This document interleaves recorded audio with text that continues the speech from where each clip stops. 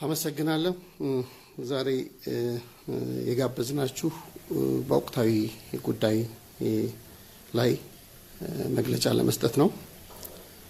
እንደሚታወቀው በሀገራችን ሀገራዊ ለውጡ ከመጣ ጀምሮ ለውጡን የማይቀበሉ አካላት በተለያየ መንገድ ለውጡን ወደፊት ከመሄድ ለማደናቀፍ እና ሰላምን ለማደፍረስ ጥረቶች ሲደረጉ ነበረ። ይህም የተለያየ አይነት አለው። የመጀመሪያው በመሬት ላይ ወይም በአካል የህብረተሰብን ደህንነት ስጋት ውስጥ በመክተት መሰረተ ልማትን በማውደም የህብረተሰብን እንቅስቃሴ በመክታት የሚደረጉ ጥረቶች አሉ። በሌላ በኩል ደግሞ ይህ የሚሰሩ ስራዎችን መረጃ ማለት ይህን የሚያደርጓቸውን ስራዎች መረጃን በማጋነን በማዛባት ሐሰተኛ መረጃን በመጠቀም በህብረተሰቡ የስነ ልቦና ላይ ጫና የሚፈጥሩ የጦርነት አይነት የሚጠቀሙ እንደነበር በሳለፍናቸው ጊዜዎች መረዳት እንችላለን። ይህ ማለት በአንዳንድ ቦታዎች ላይ የሚደረጉ እንቅስቃሴዎችን ወይም ጥቃቶችን መልሰው በስነ ልቦና በፕሮፓጋንዳ እንደገና ደግሞ እሱንም ለማጥቂያነት ለመጠቀም ህብረተሰቡን ለማዛባት የሚጠቀሙበት ይህን ደግሞ ዘመናዊ ቴክኖሎጂና ሚዲያን በመጠቀም በተደጋጋሚ ሲሰሩ ይስተዋላሉ። በቅርብ ጊዜ 7ኛው ሀገራዊ ምርጫ ተካሂዷል። ይህ ምርጫ ለሀገርና ለህዝብ የህልውና ጉዳይ ነው። የዲሞክራሲ ስርዓት የጸና የሚሆነው ህዝብ የኔ ነው የሚለውን አካል በነጻነት ሲመርጥና ውክልና ሲሰጥ እንደሆነ የኢትዮጵያ መንግስት በጽኑ ያምናል።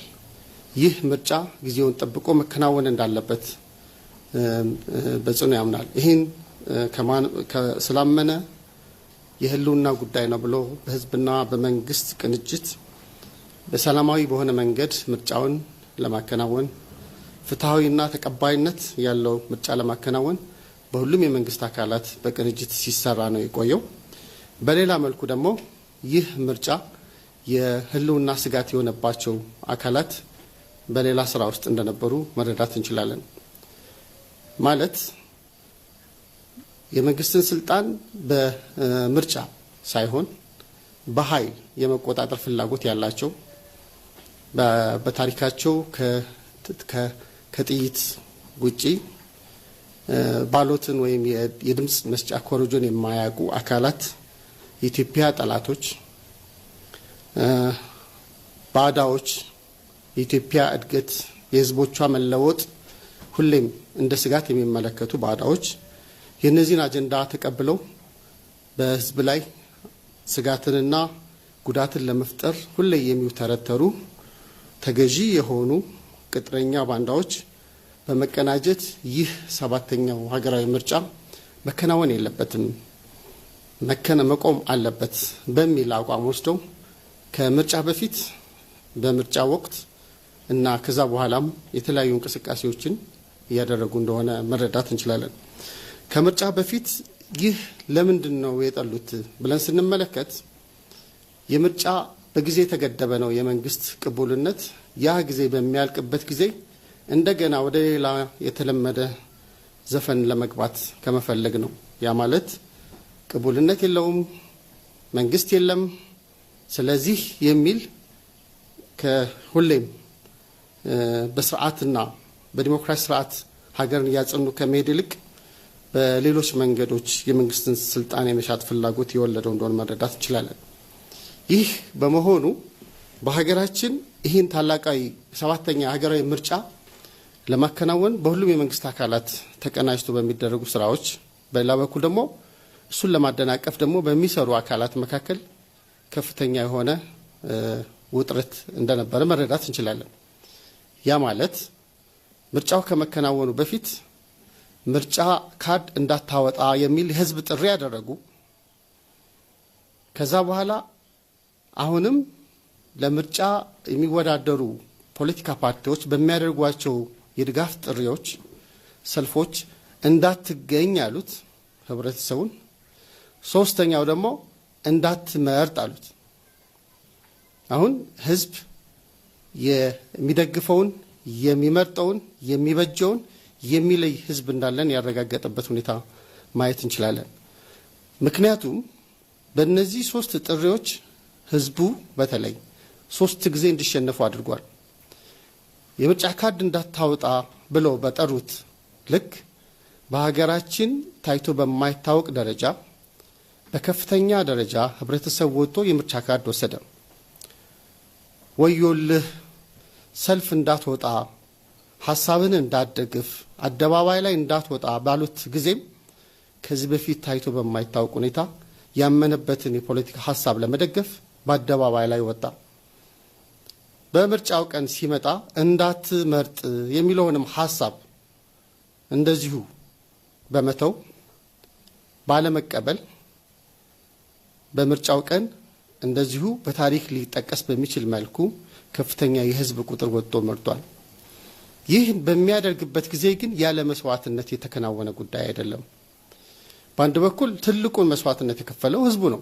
ህዝቡ ያስተላለፈው መልእክት ጽንፈኝነት አያስፈልገኝም፣ ስርዓት አልበኝነት አያስፈልገኝም፣ ሀገርን የሚያስቀጥል የህዝብን ፍላጎት መመለስ የሚያስችል ቀጣይነት ባለው መልኩ ልጠይቀው የምችል ልደግፈው የሚገባ ጽኑ መንግስት ያስፈልገኛል የሚል መልእክት ያስተላለፈበት ነው። ይህ ሂደት እንዲደናቀፍ እነዚህ አካላት ከፍተኛ ስራ ጥረት አድርገዋል። ከምርጫ በፊት ሲያደርጉት የነበረው የሽብር እንቅስቃሴዎች በጣም ሰፊ ቢሆኑም የጸጥታ ተቋማት ባደረጉት ቅንጅትን መሰረት ባደረገ ወቅቱን በደበቀ እንቅስቃሴና አጸፋዊ እርምጃ ማክሸፍ ተችሏል።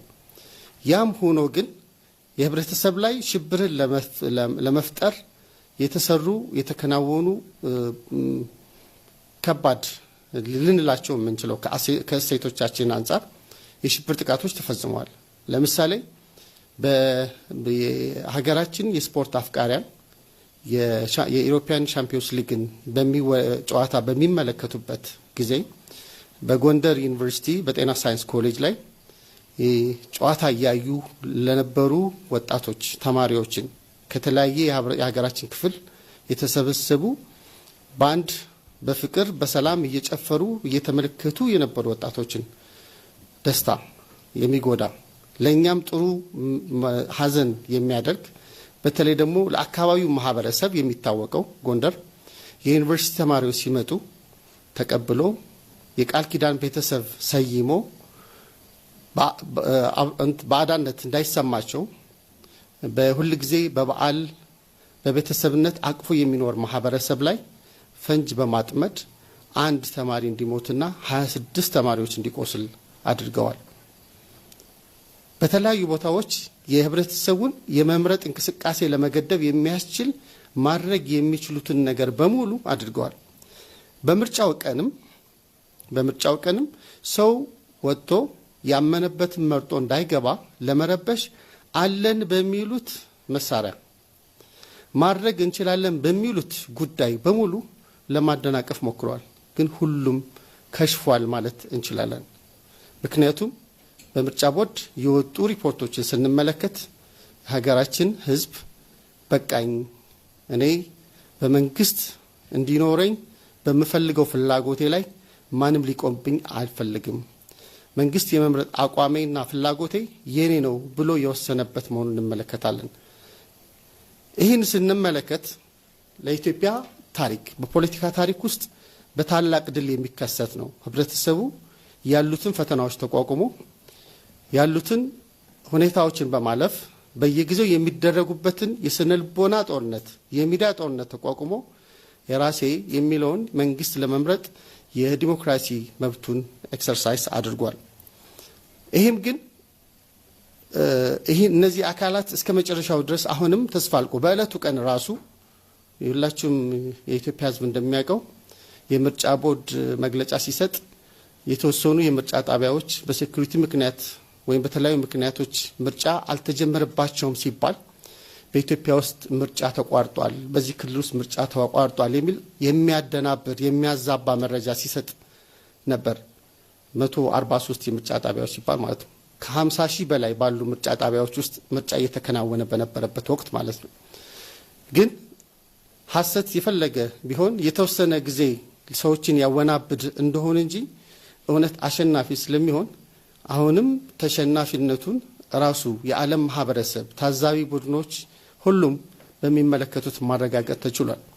ይህ በሚሆንበት ጊዜ ነው ታዲያ ይህ የጽንፈኛ የጸረ ህዝብ ቡድን ሌላ ካርድ ለመሳብ እየሞከረ ያለው። በሀገራችን ውስጥ ህብረተሰቦች በአብሮነት ተሳስረው ሀገር ያጸኑ እንደሆነ እንመለከታለን። በኢትዮጵያ ውስጥ የሃይማኖት ተቋማት በሰላም ከሚኖሩባቸው የዓለም ክፍሎች በሚጠቀስ ደረጃ የሚወጣ ታሪክ ያላት ሀገር ነች። በሺዎች ዓመታት ታሪክ ውስጥ በአብሮነት በመደጋገፍ የሚኖርባት ሀገር ነች። ይህ ብዝሃነታችንን እንደ ጥንካሬ በመቁጠር ተደምረን ሀገር የመገንባት ታሪካችን የትናንትም የዛሬም የነገም እንደሚሆን ግልጽ ነው። ታዲያ በዚህ ሁኔታ ውስጥ ከነበሩ የተለያዩ ትንኮሳዎች ውስጥ በከፍተኛ ደረጃ በተለያየ መልኩ ሲደረጉ የነበሩት ትንኮሳዎች ምርጫን የማጓተት ትንኮሳዎች ሲጓተቱ ማለት ለማጓተት ሲሞከር የነበሩ ትንኮሳዎች ሲከሽፉ ከዛ በኋላ ከምርጫ በኋላ ደግሞ የምርጫ ኮሮጆን እንቅስቃሴ ለማጉላላት ሲሞከር የነበረው አሁንም ሲከሽፍ በተመሳሳይ የጸጥታ አካላት ይህን ምርጫ የማከናወን ሁኔታ በተለያየ ሁኔታ ላይ በማከናወን በመጠበቅ ላይ ባሉበት ወቅት በአርሲ ዞን ላይ እንደዚሁ ጥቃት ፈጽሟል።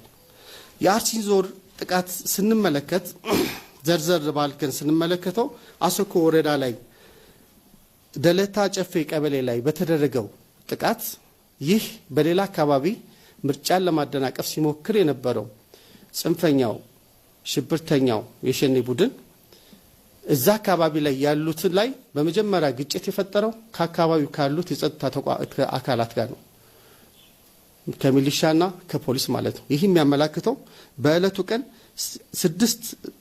በእለቱ ቀን 5 የሚሊሻ አባላት 3 የፖሊስ አካላት ተሰውተዋል። ይህ የሆነ ያለ ግን እነዚህ የሚሊሻ አካላትና የፖሊስ አካላት ከዚህ ጽንፈኛ ቡድን ጋር እየታገሉ ባሉበት ሁኔታ ከአካባቢው ሰው እንዲሸሽ ብዙ ስራ ሰርተዋል። ያም ሆኖ ግን በዛው ወረዳ 4 ሲቪሎች ተገለዋል። በተመሳሳይ በቦታው ላይ በአሰኮ ወረዳ ላይ የሚገኝ አንድ የኢትዮጵያ ኦርቶዶክስ ቤተክርስቲያን የተቃጠለ ሲሆን የአንድ የመንግስት ጤና ጣቢያና የቀበሌ ጽህፈት ቤትም ተዘርፏል። 65 የግለሰብ ቤቶችም ተቃጥለዋል። ስለዚህ ከአካባቢው የወጡ የህብረተሰብ ክፍሎችም አሉ። በተመሳሳይ በሸርካ ወረዳ የሽብር ቡድኑ ታግተው የነበሩ 2 ነዋሪዎች ተገለዋል። እንዲሁም በእንቆሌ ዋቤ ወረዳም 2 ንጹሃን ግለሰቦች ገንዘብ አምጡ ተብለው ታግተው የነበሩ ተገለዋል።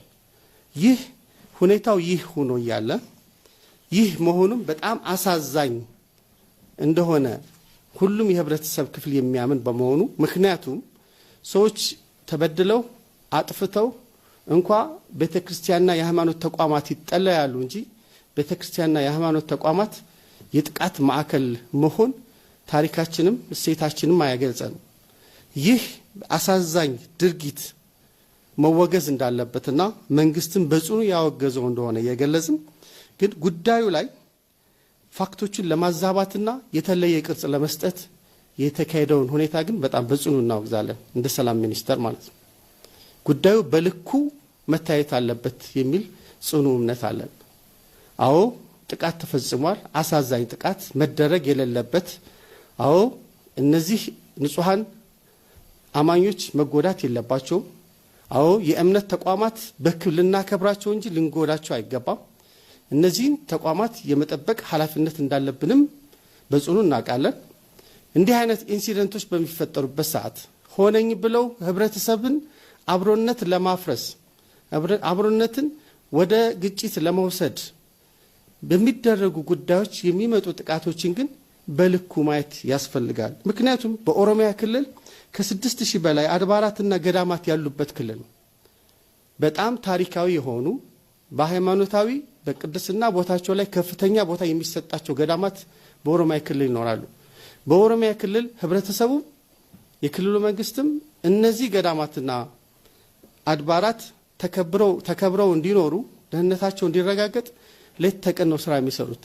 ይህ ሁኔታ ከመፈጠሩ በፊትም የመጀመሪያው ግጭት የተከሰተው ከጸጥታ ተቋማት ጋር ነው፣ ከሚሊሻዎችና ከፖሊስ ጋር ነው። ኃይሉ የበረታ ሲመጣ እነሱም መስዋዕትነት ከፍለው መጀመሪያ የወደቁት እነሱ ናቸው። ስለዚህ ጉዳዩን በምንዘግብበት በምንገልጽበት በምናደርግበት ጉዳዩ አሳዛኝ እንደሆነ ጉዳዩ የተፈጸመ መሆኑን ጉዳዩ ግን ሲፈጸም በተፈጸመበት ልክና ጉዳዩ የተፈጸመበትን ምክንያትን በሚያመላክት መልኩ መግለጹ ይጠቅመናል የሚል ነው። ከዛ በኋላም የመጣው ከሀገራችን በተለያዩ ክፍል በሰሜኑ የሀገራችን ክፍል ቤተክርስቲያንን ለመገንባት ንዋያትን ለማንቀሳቀስ ለግንባታ የሚሆኑ ንዋያትን ሲያንቀሳቅሱ የነበሩ ቪዲዮዎችን በመጠቀም ቤተክርስቲያን በስደት ላይ ነች በሚል ህብረተሰቡን በአሉታዊ በሆነ መንገድ ለመቀስቀስ የተሄደው ጉዳይ በሃይማኖትም በሞራልም በሁሉም መንገድ በእምነትም በሞራልም በየትኛውም መንገድ ቢታይ ትክክል ያልሆነ ጉዳይ ነው። ኃላፊነት የተሰማን ልንሆን ይገባናል። በመናስተላልፈው መልእክት ሸር በመናደርገው መልእክት በመናሰራጨው መልእክት የሚመጣ አደገኛ የሆነ ውጤት ከተጠያቂነት የሚያድነን ተጠያቂነትን የሚያስከትል መሆኑን ሁልጊዜ መዘንጋት የለብንም። ዓላማው ቤተክርስቲያንን ክብር ማስጠበቅ ቢሆን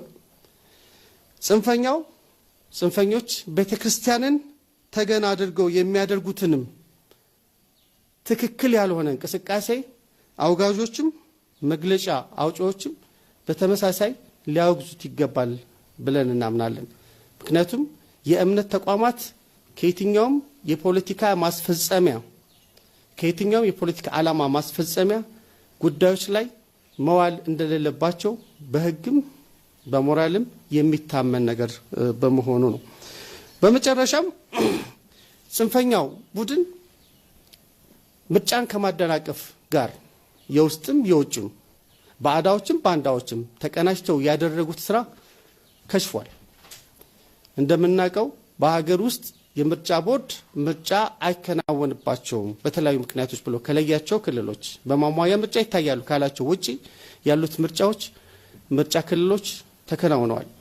ህብረተሰቡ በታሪክ ሊጠቀስ በሚችል መልኩ ከፍተኛ ቁጥር ያለው ህብረተሰብ ክፍል ወጥቶ ምርጫ ድምጹን ሰጥቷል። አሁንም ይሄ ቡድን ግን ፍላጎቱ ሀገርና መንግስት የሌለው ህዝብ የማየት ፍላጎት ስለሆነ የውስጥና የውጭ ጠላቶቻችን ድምር የሆነ እንቅስቃሴ ግን በተለያየ መንገድ በተለያየ ሁኔታ አሁንም የጥንኮሳ ስራዎቻቸውን ያቆማሉ ብለን አናስብም። መሬት ላይ ለዘመናት የከበሩና የደበሩ ሴቶቻችን በሚንዱ አብሮነታችን ሊጎዱ የሚችሉ ድርጊቶችን ከመፈጸም ባለፈ የስነልቦና ጦርነት በማድረግ የሚዲያ ጦርነት በማድረግ የህብረተሰቡን በማዛባት ሁልጊዜ ሰላማዊ ህይወት ሰላማዊ እና የተረጋጋ ሀገር እንዳይኖረን የማድረግ ጥረታቸው ይቀጥላል፣ መቀጠላቸው አይቀርም። እኛ ግን ጉዳዩን እንዴት ነው ማየት ያለብን የሚለው ግን የመጨረሻ መልእክቴ ነው የሚሆነው። አንደኛ ጉዳዩን በልኩ የማየት ባህል ሊኖረን ይገባል። ምክንያቱም እውነት ሲሆን ለፍርድም አመቺ ስለሚሆን ማለት ነው። ሁለተኛ አንድ ነገር በሚከሰትበት ጊዜ በተለይ ከእምነት ተቋማት ጋር በተያያዘ ተሽቀዳድመን ወደ ሚዲያ ከመሄድ ይልቅ አሁን በሳል አባቶች ያደረጉት ከሚመለከተው የመንግስት አካላት ጋር በጉዳዩ ማብራሪያ መጠየቅ፣ የተጎዱ አካላት ጥበቃ እንዲደረግላቸው ድጋፍ እንዲደረግላቸው ንግግር ማድረግ፣ በቀጣይ መሰል የሆኑ ጉዳቶች እንዳይከሰቱ ምን እናድርግ ብሎ መምከር መመካከርና አብሮ መስራት የሚገባ ሲሆን ከጉዳዩና ከጉዳቱ ልክ በላይ ለሚዲያ አሳልፎ በመስጠትና በማይገባ መረጃ በማሰራጨት ህብረተሰቡን ማዛባት ተገቢ ስላልሆነ ይህን ጉዳይ ልናቆመው ይገባል የሚል ሐሳብ አለኝ።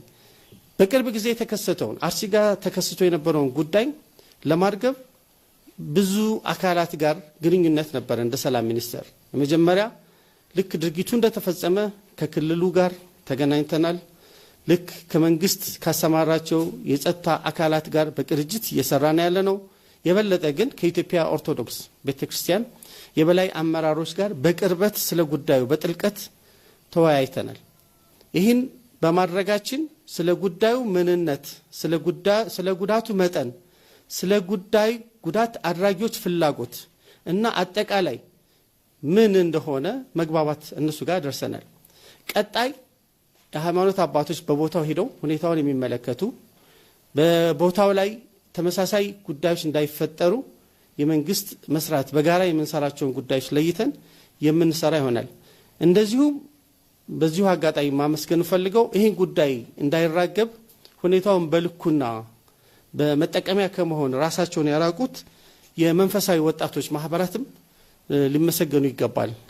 ምክንያቱም ሰዎች ከጉዳዩ በላይ በመውሰድ ጉዳዩን ሃይማኖታዊ ሙሉ ለሙሉ ሃይማኖታዊ ትኩረት በመስጠት ውጥረት እንዲፈጠርና በተለያዩ የሀገራችን ክፍሎች ሀገርን ህልውና ሊፈትን በሚችል መልኩ ወደ ግጭት እንዲያመራ ፍላጎት ያላቸው አካላት በተዘመናዊ ቴክኖሎጂን ኤአይን በመጠቀም የውሸትና የሐሰተኛ መረጃዎችን በማዘጋጀት ሌት ተቀን ለማሰራጨት ሲሞክሩ ወጣቶችም የሃይማኖት አባቶችም ይህ ጉዳይ ለማን ፍላጎት ምን ለማድረግ ተፈልጎ ነው፣ ይህ ጉዳይ ልኩስ ምንድነው በማለት ለማየት ያዩበትና ጉዳዩን ከሚመለከተው አካል ጋር ተቀናጅቶ ለመስራት የወሰዱበት ሁኔታ በጣም ልናመሰግን እንወዳለን።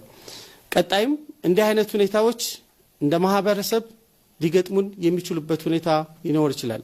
የመጀመሪያው ጉዳይ ተቀናጅተን መከላከል የምንችልበትን አቅም እየፈጠርን እንሄዳለን። ይህ ጽንፈኛ ቡድን ምንም በዚህ በተለያየ መንገድ ላይ መሬት ላይ ያለው ሁኔታ የከሸፈ በመሆኑና በፊት በሚዲያ ላይ አለን ሲል የነበረው ይህ ምርጫ በሚታይ መልኩ በሶስተኛ ወገን በሚረጋገጥ መልኩ መሬት ላይ ያለ የሚጨበት አቅም እንደሌለ ያረጋገጠ በመሆኑ አሁን ወደ ሌሎች ስስ ብልቶቻችን ገብቶ ማህበራዊ እሴቶቻችን ሊጎዳ የሚችል ነገር በሚያደርግበት ጊዜ የኢትዮጵያ ሕዝብ ብልህ የሆነው የኢትዮጵያ ሕዝብ እሴቱን የጠበቀ ግንኙነቱን የጠበቀ ሀገር ያዳነ በመሆኑ ነገሮችን በማስተዋል ልክ ምርጫ ላይ እንደተሸነፉት ሁሉ ነገም ከነገ ወዲያ ሴራቸውን በመጣጠስና አብሮነታችን በማጎልበት ማጠናከር ይኖርብናል። ምርጫውን ለማደናቀፍ የሞከሩ ብዙ ሰርገ ገቦችን ማክሸፍ እንደተቻለ ሁሉ ነገ አብሮነታችንን ገመድ ለመበጠስ የሚሞክሩ እነዚህን ኃላፊነት የማይሰማቸውን ሰርገ ገቦች ለማጋለጥ ከመንግስት ጋር በመቀናጀት በቅንጅት መስራት ይጠበቅብናል ለማለት ነው። አመሰግናለሁ።